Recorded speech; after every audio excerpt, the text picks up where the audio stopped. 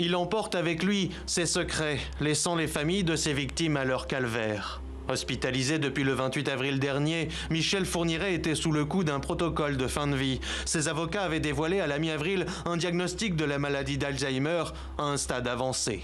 Un état neurologique dégradé qui a compliqué la tâche des enquêteurs ces dernières années. Mais en mars 2020, il avait fini par avouer sa responsabilité dans la disparition d'Estelle Mouzin, après avoir été mise en cause par son ex-épouse Monique Olivier. Condamné à la perpétuité incompressible pour les meurtres de 8 jeunes femmes ou adolescentes entre 1987 et 2001, Michel Fourniret a envenimé pendant des années le travail de deuil des familles, prises en otage par les mensonges et revirements du tueur en série.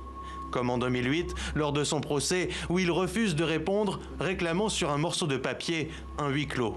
Il y a marqué sur l'affiche pas de huis clos, bouche cousue.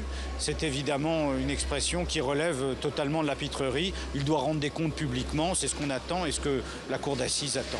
En 2018, l'ogre des Ardennes était également passé aux aveux pour les disparitions de Marie-Angèle Domès et Johanna Parish. Mais sa mort laisse encore de nombreuses familles sans réponse. S'il a avoué avoir commis 11 meurtres, Michel Fourniret a sévi en France et en Belgique pendant plus de 30 ans.